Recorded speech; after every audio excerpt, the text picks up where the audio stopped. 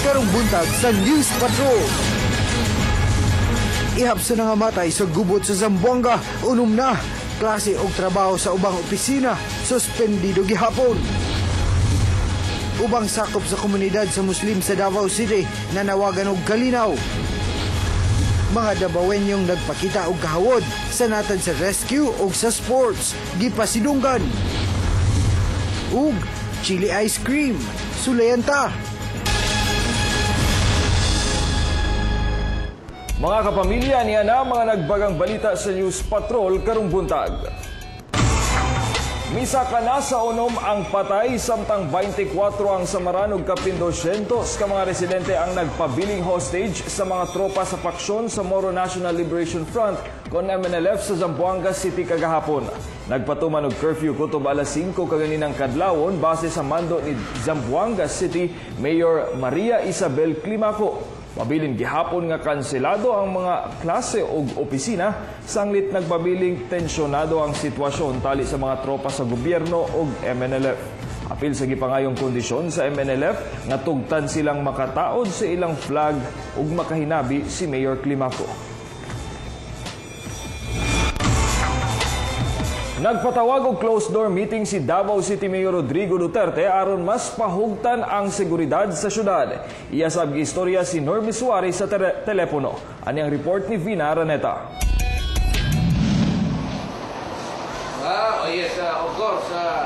Giistorya ni Davao City Mayor Rodrigo Duterte sa telepono si Normie Suarez aron kumustahon kini sa nahitabong tensyon sa Zamboanga City. Misulti sabang mayor nga andam kining makikistorya og personal kang Miss Suarez. I was talking to Normie Suarez as a friend. Narinig naman ninyo. So I'll just add something like I said I was expressing my concern about the ongoing conflict there because it has resulted into so much violence. Nakikita sab kang Mayor Duterte ang ubang sakop sa MNLF sa Davao City. Gipasabot sa mayor, di niya tugtan ang kagubot sa syudad. I am against violence, period. Whether initiated by government or by NOR, and maybe we can just talk about it. Gipatawag sab ni Mayor Duterte ang intelligence team sa militar, Task Force Davao ug kapulisan pinaagi sa usa ka closed-door meeting. Tungod sa kagubot nga nahitabo sa Zamboanga, mas pahugtan karon ang seguridad sa Davao City aron masigurong hapsay ug malinaw ng syudad. Ilabi na nga ang Davao ang planong himuong kapital sa Bangsamoro. Vina Araneta, ABS-CBN News. Apektados sa kagubot sa Zamboanga ang mga biyahe sa eroplano gikan Davao City padulong Zamboanga. Kanselado ang flight sa Philippine Airlines Flight 2P273 kagahapon sa hapon, diin 62 ka mga pasahero ang apektado. Gikansela sab sa Cebu Pacific ang Flight 5J393 na nakaschedule unta alas 6 kagabi tungod sa gipatumang no-fly zone sa Zamboanga. Wala pa'y abiso kano sa mobalik sa normal ang biyahe, pero nabalaka ang mga stranded nga pasahero sa ilang mga pamilya sa Zamboanga. Siyempre, nandun yung pamilya yung mga anak. Hintayin na lang natin yung kaya wala man magagawa doon. Garong po ako, hindi ako taga rito Nandun ang pamilya ko. Naglaom ang ubang komunidad sa Muslim sa Davao City nga maundang na ang kagubot sa Zamboanga City. Ani ang report ni Danjo Revilla. Nabalaka ang komunidad sa Muslim sa Davao City sa nahitabong kagubot sa Zamboanga City tali sa mga miyembro sa Moro National Liberation Front ug puwersa sa gobyerno. Supak si Abdul Basit Karim sa paggamit og armas aron maanggon ang kalinaw sa Mindanao. Sugyot niya, mas maayong istoryahan na lang sa duha ka grupo hangtod magkasinabot. Paminaw na tuon sa ang mga maayo nga mga pulong mo'y sundon. Dili ang gitawag nga ipalabaw nato ang atong kaisog sa diya kundi istoryahan nagmayo, adu na kitay gobyerno, adu na kitay balaod. Hasta si Sirawan Barangay Captain Majid Lumpapak, pistok sabang sugyot aron maundang ang gubot sa Zamboanga. Para lang sa ako no? Kung naa sila yung mga mulo nga abot sa gobyerno, ipagi lang unta sa dialogue, lingkuran sa lamisa, negosasyon para maiwasan ang bloodshed. Gikasubo sab ni Dato Leonardo Cataw ang nahitabo sa Zamboanga, ilabi na ang pagkamatay sa mga inosenteng mga residente nga naangin sa gyera.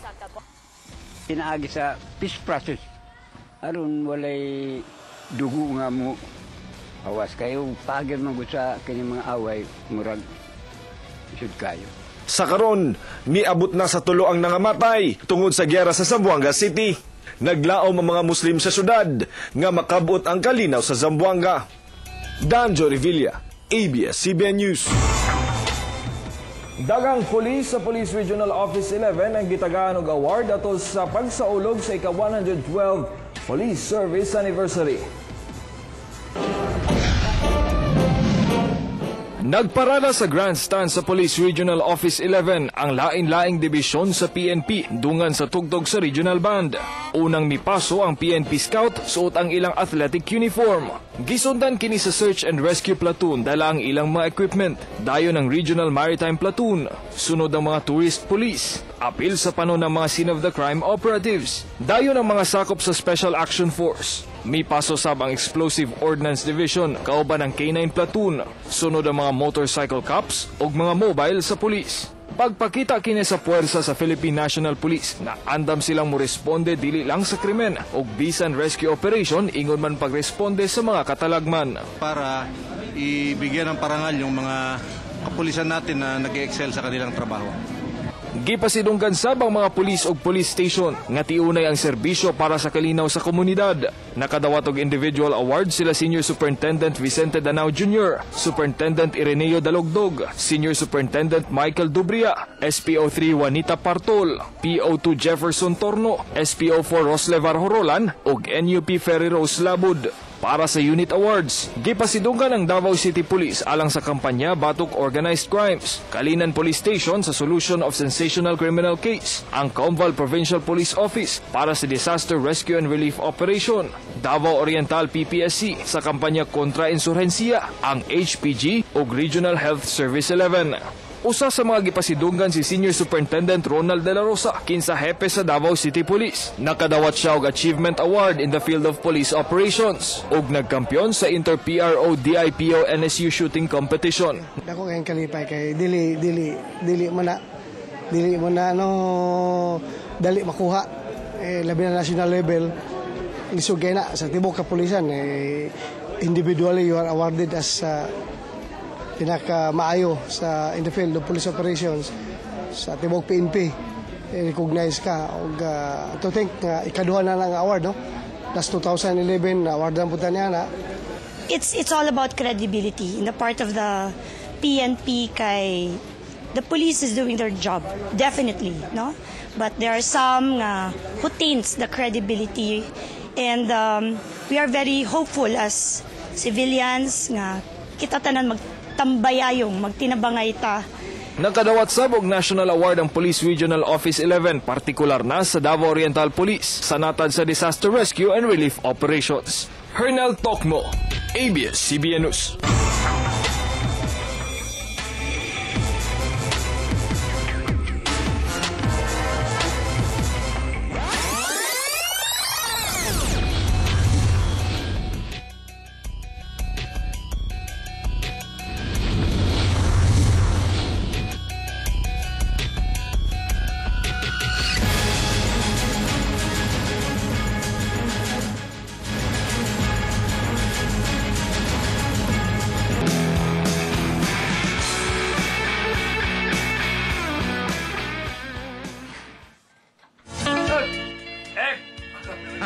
Pagmaayo na itong akong para ni Doc Rubic, makabasa na ko ito eh?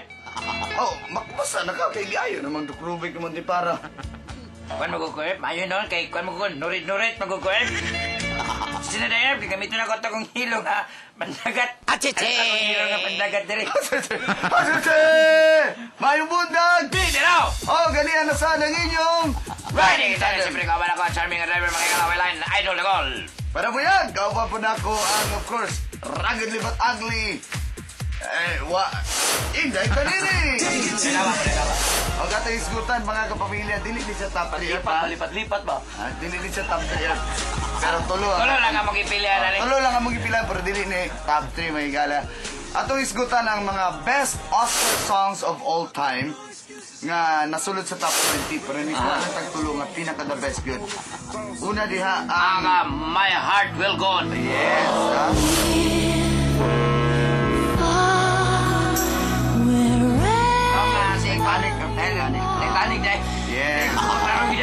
considered to be one of the biggest love ballads of the 1990s by Celine Dion, My Heart Will Go On.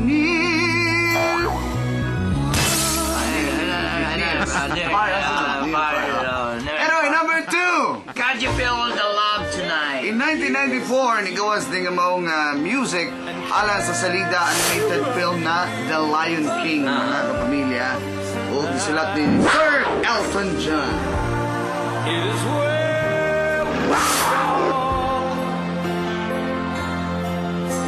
I did it my way! Can you feel the love tonight sa number 2 sa atong number 1 mao ang Beauty and the Best. Yes, Beauty and the Beast. 1991, ang title po sa animated The Best film, Beauty and the Beast ng Yapon ni Alan Menken and Howard Ashman. Og, muna, hindi po nakanda. Daw po na siya Best Original Score. Just a little change. Anyway, mga kapamilya, sa kasisara mo na itong Best Oscar Songs. Manalang ko din sa MOR. Kauban na inyong Riding the siyempre ko ba naman charming rebel well and idol na ko.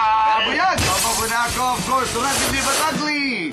Inday Tanili! Yes, sir, yes ka ba? Sige sa MOR! 101.1, my all